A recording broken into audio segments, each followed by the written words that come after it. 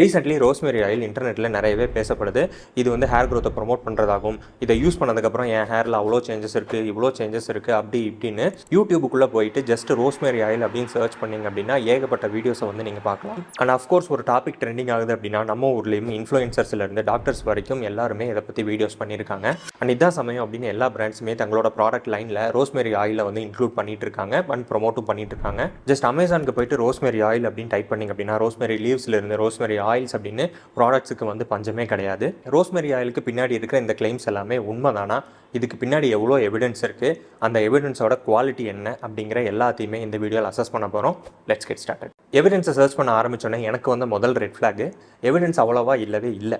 ஒரே ஒரு human study மட்டும்தான் இருந்தது. கம்பேர் டு மினாக்சில் அண்ட் ஃபினாஸ்ட்ரைடோட நூற்றுக்கணக்கான studies and years of safety டேட்டாவோட கம்பேர் பண்ணுறப்ப இது ஒன்றுமே கிடையாது. சரி, ஒரு பேப்பர் கூட இல்லாத எத்தனையோ ப்ராடக்ட்ஸை வந்து மார்க்கெட்டில் வந்து சேல் பண்ணிட்டு இருக்காங்க.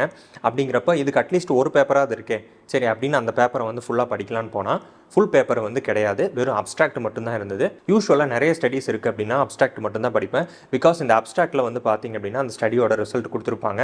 அடுத்த ஸ்டடியிலையும் சேம் எஃபெக்ட் வந்து ரிப்பீட் ஆயிருக்கு அப்படின்னா மோஸ்ட் ஆஃப் த டைம் வந்து அது உண்மையாக இருக்க தான் வாய்ப்பு இருக்குது. பிகாஸ் ரெண்டு டிஃப்ரெண்ட் ரிசர்ச்சர்ஸ் பார்த்திங்க அப்படின்னா ஒரே மாதிரியான எஃபெக்ட் டெமான்ஸ்ட்ரேட் பண்ணுறாங்க அப்படின்னா மோஸ்ட்லி அது உண்மையாக இருக்க தான் வாய்ப்பு இருக்குது. ஆனால் இங்கே ஒரே ஒரு ஸ்டடி தான் இருக்குங்கிறப்ப அந்த ஸ்டடியை ஃபுல்லாக படிக்காமல் நம்ம எந்த ஒரு கன்க்ளூஷனுக்கும் வர முடியாது. ஸோ ஃபுல் டெக்ஸ்ட் லிங்க் இல்லாத காரணத்தினால அப்ஸ்ட்ராக்டை மட்டும் ஃபஸ்ட்டு படித்து பார்த்தேன். அந்த அப்ஸ்ட்ராக்டில் வந்து என்ன இருந்தது அப்படின்னா இந்த ஸ்டடியில் ஒரு 100 பார்ட்டிசிபென்ட்ஸ் வந்து சூஸ் பண்ணியிருக்காங்க.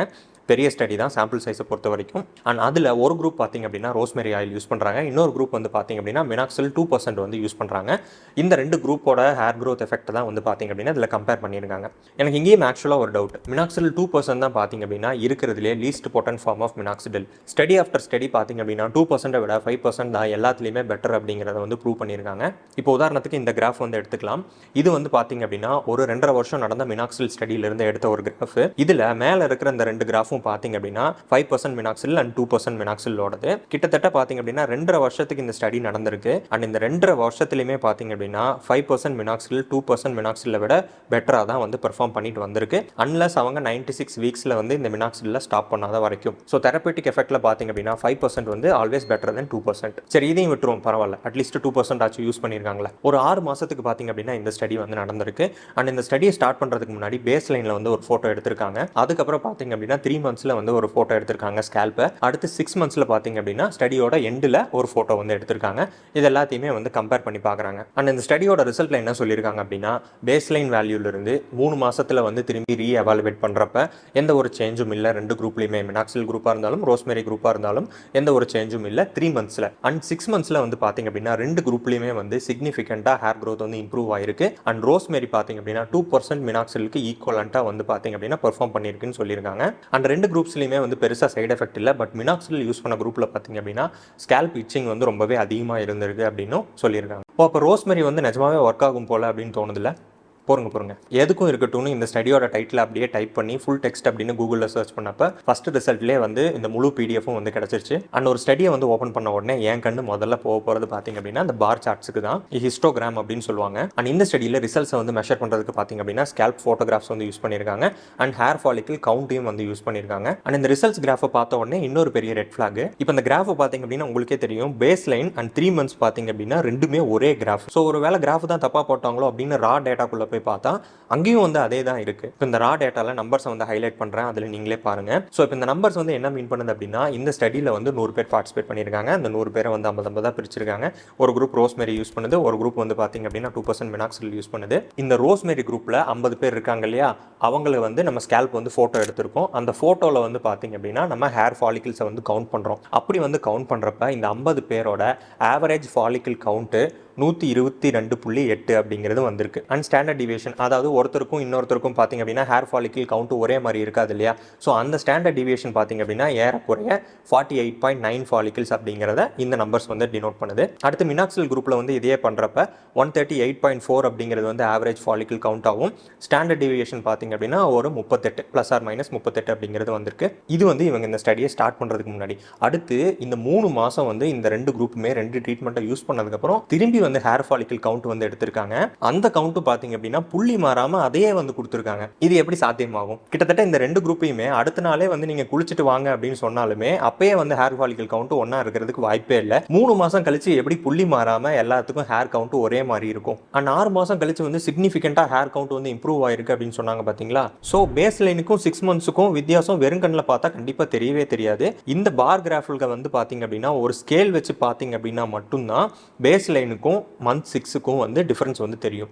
டிஃபரன்ஸ் பாத்தீங்க அப்படின்னா அவ்வளோ கம்மியாக தான் இருந்திருக்கு. ஸோ யாராச்சும் எவிடன்ஸ் பேஸ்ட் கம்யூனிட்டியில் இதை பற்றி பேசியிருக்காங்களா அப்படின்னு பார்த்தா யூடியூப்ல நல்ல வேலை நான் ஃபாலோ பண்ணுற ஒரு காஸ்மெட்டிக் கெமிஸ்ட் மிஷல் வாங் அப்படின்னு அவங்க வந்து இந்த பேப்பரை வந்து டீகோட் பண்ணி போட்டிருக்காங்க. அந்த வீடியோவையும் வெப்லாகையும் நான் லிங்க்ல கொடுத்துருக்கேன். அவங்களுமே பேசிக்காக இந்த பேப்பரில் இருந்த நிறைய மிஸ்டேக்ஸை வந்து சுட்டி காமிச்சிருக்காங்க. உதாரணத்துக்கு டேண்ட்ரஃபோட ஃப்ரீக்வன்சி வந்து பார்த்தீங்க அப்படின்னா இந்த பேப்பரில் 16% அப்படின்னு வந்து முன்னாடி கொடுத்துருக்காங்க. பட் இந்த கிராஃப்ல போய் பார்த்தீங்க அப்படின்னா மறுபடியும் அதே பிரச்சனை. முன்னாடி டெக்ஸ்ட்ல 16% அப்படின்னு கொடுத்துட்டு கிராஃப்ல பார்த்தீங்க அப்படின்னா 80% 60% அப்படின்னு 2 குரூப்லையுமே ஃப்ரீக்வன்சியை வந்து போட்டு வச்சிருக்கான். எங்கிருந்து இந்த கிராஃப் வந்துச்சு அப்படின்னு பார்த்தா மேலே இருக்கிற அந்த கிரீசி ஹேரோட கிராஃபை அப்படியே காப்பி பேஸ்ட் பண்ணி கீழே போட்டிருக்கான். இதே மாதிரியே பார்த்தீங்க அப்படின்னா 2 குரூப்போட மீன் ஏஜ் எடுக்கிறப்ப வந்து தப்பு பண்ணியிருக்காங்க.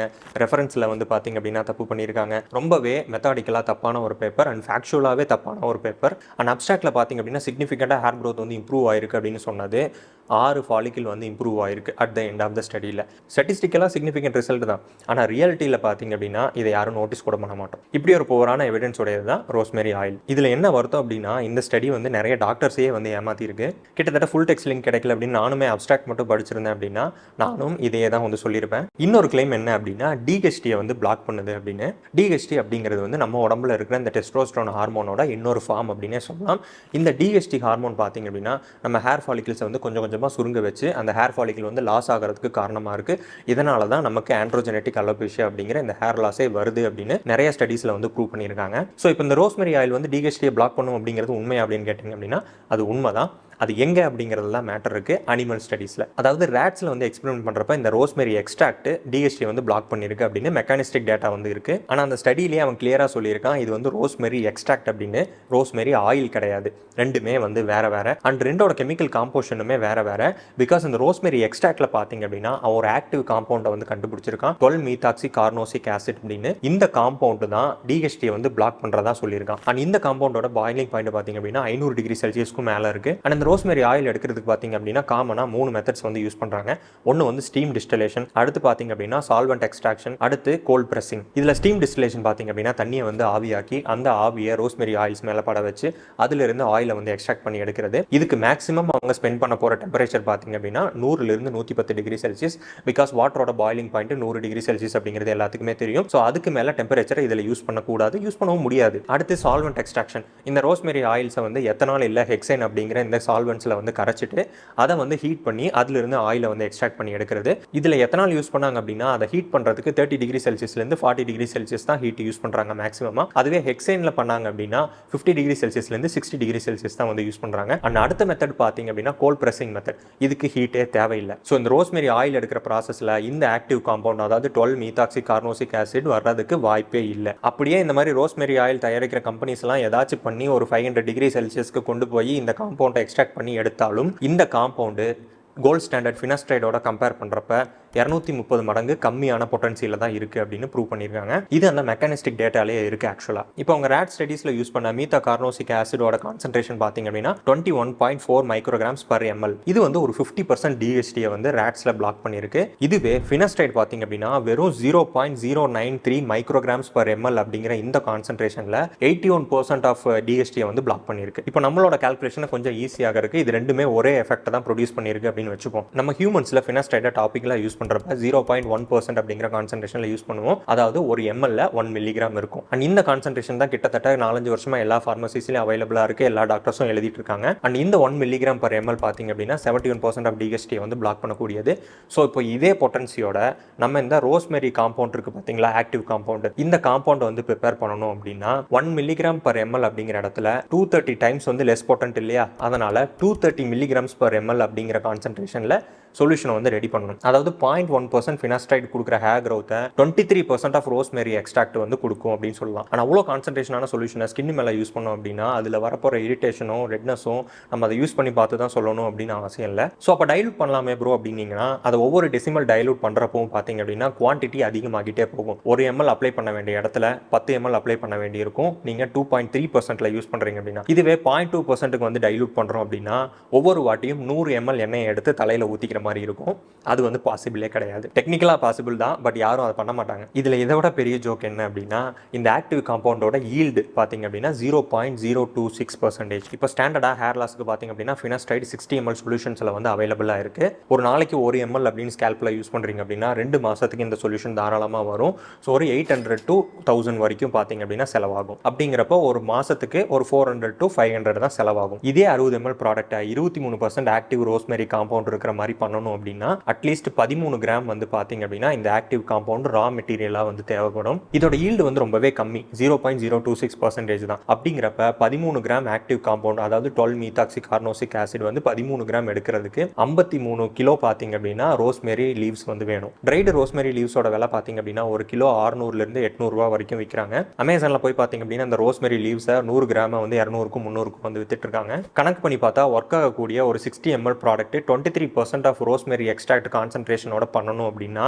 வெறும் ரோஸ்மேரி லீவ்ஸ் வாங்குறதுக்கே 31,000 42,000 வரைக்கும் செலவாகும். இதில் அந்த ப்ராடக்ட்டை டெவலப் பண்ணணும், பேக்கேஜிங் பண்ணணும், அதுக்கப்புறம் வந்து சேல் பண்ணுறதுக்கு மார்க்கெட்டிங் பண்ணணும். ரொம்ப கம்மியாக இதெல்லாம் வச்சாலுமே இந்த ப்ராடக்ட்டை வந்து அட்லீஸ்ட் அவன் 45,000 50,000 வரைக்கும் சேல் பண்ணணும். அதுக்கு மேலே ப்ராஃபிட்டும் அவன் எடுக்கணும். அப்படிங்கிறப்ப ஒரு பாட்டில் ஒர்க் ஆகக்கூடிய ரோஸ்மேரி தைலத்தோட விலை பார்த்தீங்க அப்படின்னா அட்லீஸ்ட் 50,000 வரும். 50,000க்கு யாராவது ரோஸ்மேரி ஆயில் வாங்குவாங்களா தலையில் போடுறதுக்கு? ஸோ அஃப்கோர்ஸ் இந்த மாதிரி ஒரு ப்ராடக்ட் கண்டிப்பாக பண்ணவே முடியாது. அப்படியே பண்ணாலும் அந்த கம்பெனி வந்து இழுத்து மூடிட்டு போயிட வேண்டியதான். இப்படிப்பட்ட ஒரு ப்ராடக்ட் தான் ரோஸ்மேரி ஆயில்.